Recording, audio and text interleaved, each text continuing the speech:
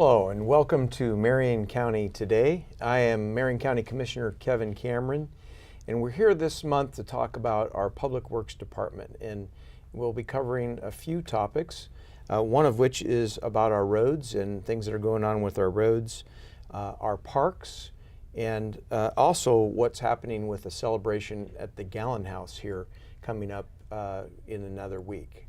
So welcome, we're glad to have you. I want to introduce our first guest today.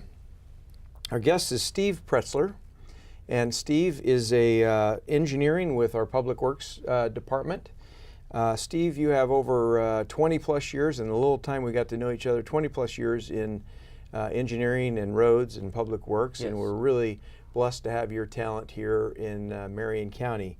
Why don't you tell us a little bit about the overview of what you do as an engineer for Marion County in our Public Works Department. Sure. I'm a project engineer. Primarily I focus on the federal aid projects. We have about a little over $20 million of federal aid projects in the pipeline, and most of those are my responsibility to make sure they go through the process and we don't run into any glitches or lose funding over anything. They come with a lot of strings attached. So for the people watching, where would some of those geographically or physically, where would they be actually driving where they would notice those projects that you're overseeing? Give us a couple examples of that. Some of the projects that federal aid projects we've completed is Ward Drive between Portland Road and Lancaster. We've added sidewalk and signals, bike lane, center turn lane. Auburn Road between Lancaster and Auburn School, we added sidewalk and bike lanes. Brown Road, currently we're widening it between Arizona and San Francisco Drive, a joint project with the city. And then last year we completed the Whipper Bridge replacement just southwest of Turner. Oh yeah, I remember being there when the flood took that bridge out, so as a state representative. So those other projects you just described are, for our viewers, many people would think, well, isn't that in the city limits of Salem? But it's not. I mean, that is actually unincorporated area of Salem, and it's part of the unincorporated area of Marion County. So you're a lot of the projects you're doing look like they are quote city projects, but they're actually county-run projects. Why don't you tell us a little bit about what's coming up this summer, some of the projects that you'll be working on or that others will be working on in our Public Works Department? We have 2 resurfacing contracts. We're working on one right now,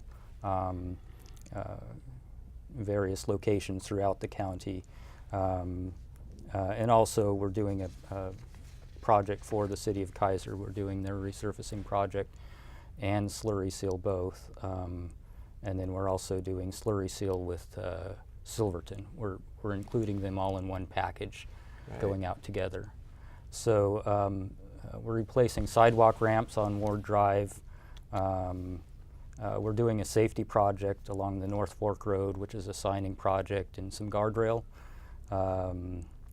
We're replacing a large culvert on Howell Prairie Road, and we're doing a couple of bridge repairs, Shampooey Road at Skookum Creek and Buena Vista Bridge at Sydney Ditch. And then, as I mentioned, Brown Road is just finishing up, and we're about to start another urban widening project, which is Delaney Road, which is actually a City of Turner project that we're doing for them because we're certified for federal aid projects. In fact, I just drove through the City of Turner the other day and saw some utility work. I think it was poles that were being moved. So those are all things that would come under your supervision to make sure that type of work gets done before. We work with the utilities to make sure that gets done first, Okay.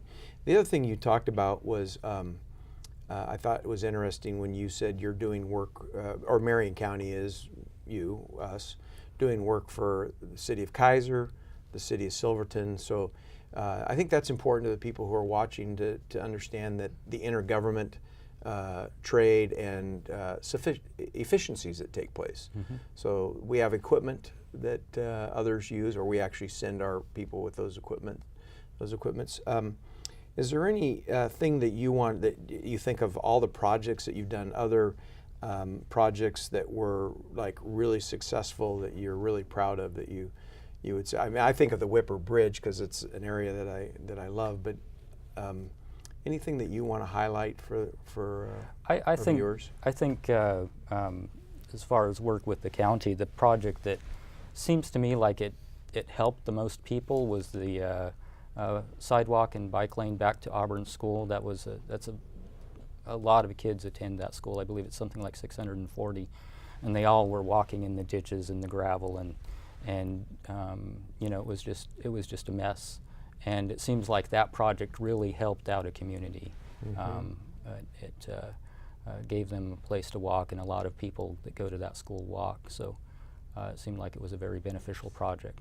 How about challenges like that? May be a great beneficial project, but were there challenges that you heard about or that you witnessed in trying to get a project like that people wouldn't, you know, it wouldn't even think about as an engineer? Some of your big challenges. With those urban widening projects, a lot of the challenge is in drainage, because a lot of Northeast Salem is so flat. And also we're under requirements to treat the stormwater, and getting that to work with the drainage and the flat topography. It is quite a challenge, and urban widening projects are a big challenge anyway. So getting all those pieces to work together and getting a finished product that looks good and functions properly is really quite something. So it's not just as simple as me going in with a backhoe, digging a ditch, and then coming in with some pavement. Yeah, it's a little bit more to it. That's what the other commissioner and I would just as soon do, is just get it done, right? Yeah. So what about safety in when the summer's coming along? What would you encourage our citizens to be aware of in these work zones? Well, I think some of the things that we see are people not obeying the work zone, or going too fast through the work zone, not following the lead of the flaggers. Just be aware that people's lives are at stake when you're going through those work zones, and it's very important to be cautious and pay attention. Yeah, and I know many of the people who watch this program live here within the city limits. The projects, a couple of them that you mentioned, are going to be in the urban areas. Some of those are going to be in the rural areas. I know that the city of Salem has Kubler pretty much wiped out or torn down, or down to one lane. The Madrona intersection over there by the airport. These aren't our projects, but they're the city projects. But I've noticed how that impacts county roads. Yeah. For example, Delaney Road. You mentioned Delaney Road, that's going on in Turner, but also on the other side of the freeway, people trying to get off of Kubler and going off of Delaney. So what are some of the challenges when other construction projects, do you notice any of those challenges in your job, trying to coordinate with those other jurisdictions? Well, the other day, for instance, Clackamas County is replacing the Whiskey Hill Bridge, and it came out rather late we're closing the road June 1st, and became a bit of a logistical problem getting the notifications going and making sure that people were aware that road is going to be closed for 6 months while they construct the new bridge. So yeah, other agencies' projects can really impact. Right, and the citizen going from across the city line into a rural or a unincorporated area of Marion County, they don't know, it's just the same road. So it's real important that we try to work hard and work with other jurisdictions. So I really appreciate, Steve, your service to the citizens of Marion County and coming on today to explain a little bit about what you do and what's going on in Marion County over the summertime with the roads that are coming up. So thank you very much for being here today. Appreciate it. Sure. Hi, I'm Sam Brentano, a Marion County Commissioner, and continuing our Marion County Today program, and we're going to talk parks now. Well, we'll just get into it. I'm not going to presuppose or make anybody agree with me, but I have Russ Dilley, who is our Marion County Parks Coordinator. So let's just start out, and Russ, tell us about yourself and some of the things you do, and then let's talk about some individual parks and opportunities. Okay, thank you for having me here today. I was born and raised in California, and That's probably no way to start, but go ahead anyway. It happens. All right. I was a park ranger in San Jose for 12 years, and from there, my wife and I decided to move up to Oregon, in 2003, and I got a job with state parks at Silver Falls. And then from there I moved on to Marion County, and I've been with the county for 10 years now. So how did you find out even about the opportunity with the county? Just watch for it, word of mouth, what? My wife actually found it on the internet. Well, I'm glad she And did. I got home one night and she said, by the way, you need to fill this. You need to fill out this And job I got now. something for you. So let's talk about our county parks. How many there are, maybe some of the bigger ones, some of the little ones. Even. Let's just talk about it in general. Sure, we have 18 developed sites, ranging from our northernmost one is in St. Louis Ponds, and we go out to Scotts Mills, and there's Scotts Mills Park. We have 6 parks up in the canyon area, so the North Fork parks, Salmon Falls, Bear Creek, North Fork. And on Highway 22, our easternmost park is Niagara, which is my favorite one. It's just the most beautiful out of all of them. Do people know about it? Is it well attended? They will now. Oh, they will now. I hope so. Yeah, it is special. It's the oldest park. It was dedicated in 1955, and it has a beautiful trail that goes along the river, up, high on a cliff kind of a thing, up along the river to the old powder house keg where they would store the blasting powder for when they were building the dam for the paper mill. There's parks in South Salem, Joryville. There are some within the urban growth boundary, so those are the little neighborhood parks. And we have one out in Kaiser. Now, some are set up for equestrian or not. I hear bits and pieces. I think Joryville was one that people Sure. ride into. What's the rules there if people want to? People can come in with their horses and saddle up, and there's dedicated horse trails within the park. There are. Yep, I was just out there a couple of weeks ago, and a couple came up and they had some beautiful horses that they were getting ready, and they went out on a nice ride. Nice.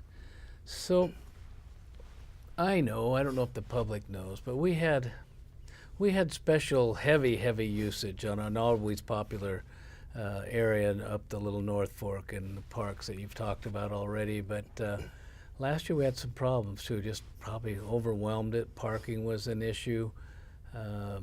Even space available there. We had trespassing. We spent some time on it this year, and I wonder if you could just go through that for people. Part of the issue last year was Detroit not really being available to people. Right. People found the Little North Fork, and it's such a lovely place, and the water is so clear and special, like you'll never see anywhere else. Maybe they're going to continue to come, so we're trying to anticipate those crowds and let everybody use it, but make it work better. I hope I'm not taking that away from you, but talk about the whole North Fork and what we've done and what we still want to do. Well, what we're working on is parking lot expansions within 2 of the parks, North Fork and Salmon Falls. That way we can accommodate more people instead of having to park on the road where it could be dangerous because of cars going by. So we're trying to get them within the park safely. Salmon Falls, we are upgrading one of our trails to include a stairway, so we have safer access to the river. Yeah, we took a tour there last year. I don't know how you could call that a stairway. It was missing a big piece. Oh, well, that's going to be removed. All It's right. a new stairway that's going to be just a little farther down on the top trail. I was out there this morning, and the juvenile crews are working on it. They've got the middle section just about done. Then they'll have 2 more sections to go, and that'll be ready to have visitors on it. At Salmon Falls, they've also, because of the tragedy we had last year, we lost a young man's life. The family put in a life jacket station, and then that's up top near the parking lot. And then down below near the river, they've actually have a life ring there now. Now, we've had some troubles, but we're trying to install some telephone access there at Salmon Falls. I don't know what the latest status is. It was vandalized once already, but it was my understanding that it should be in by this summer at least. It's in. Or it's in now. Yeah, it's in now. It's ready for the weekend.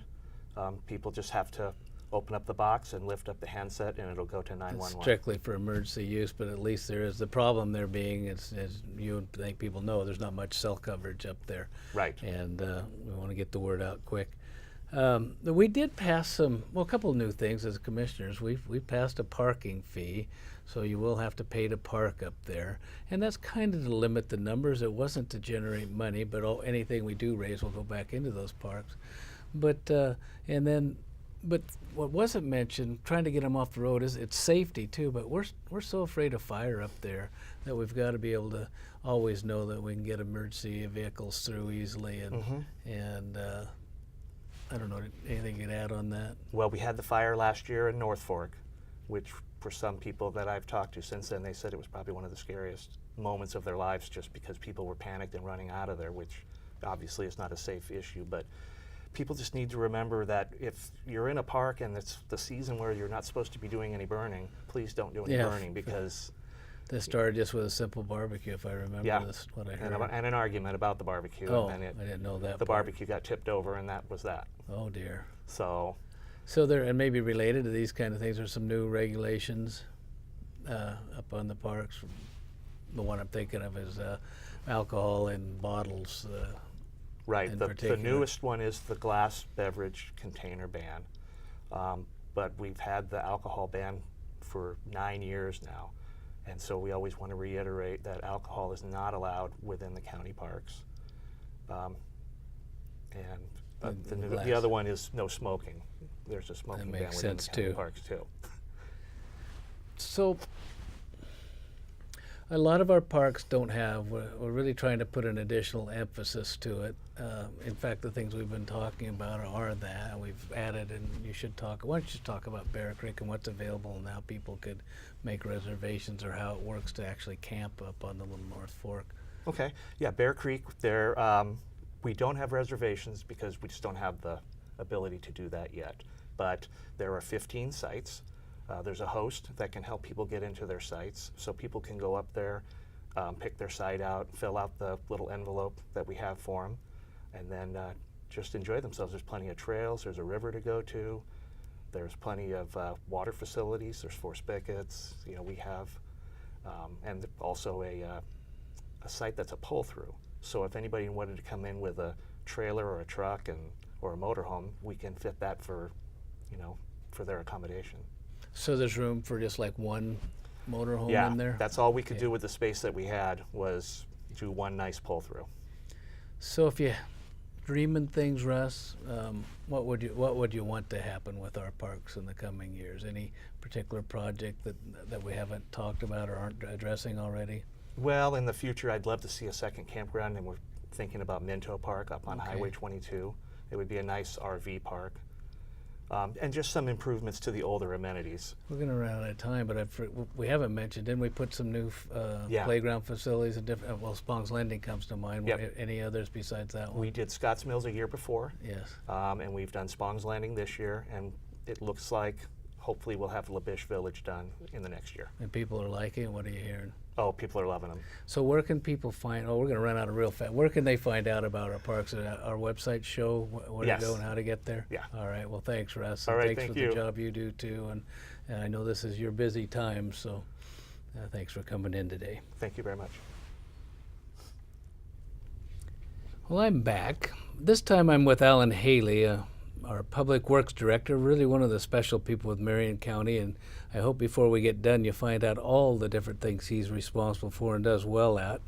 But he wants to talk about, and he's going to convince me and you that you can talk for 9 minutes about the Gallon House Bridge just outside of Silverton. So, Alan, Well- show me how.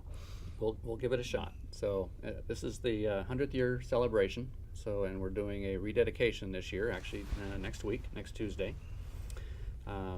It's been through a lot of trials and tribulations through its life, but it's one of those things that it's come through.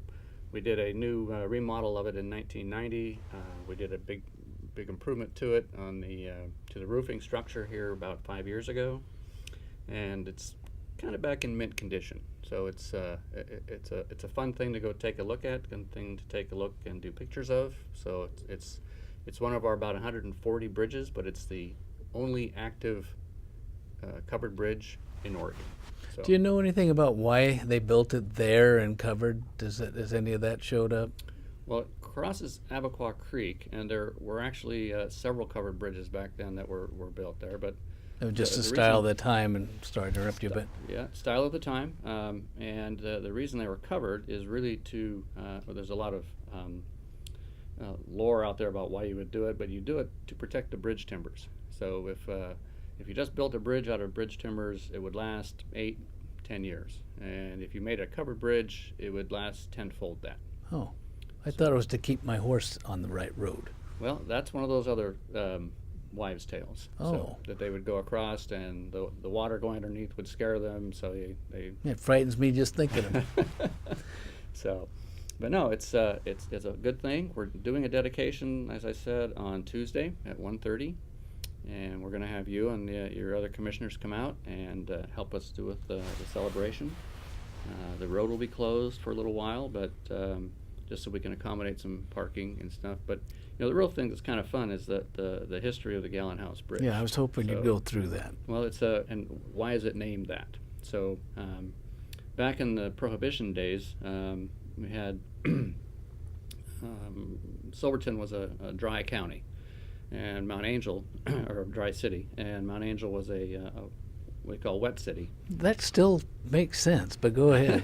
Well, they had so there was kind of the bridge was kind of a pigeonhole drop, or there was kind of an enterprising saloon keeper from, I believe it actually was Silverton, who built a small little building on the north side of the bridge, and they would sell gallon jugs, and then fill them for free with their little white lightning, because it was illegal to actually sell alcohol, but you could sell the jug. Oh, And so they had gallon jugs that they purchased, and were then able to fill it, and people would walk from Silverton to cross the bridge, get their jug and free fill, and go back. so if I'd like to buy a jug Tuesday, is that available?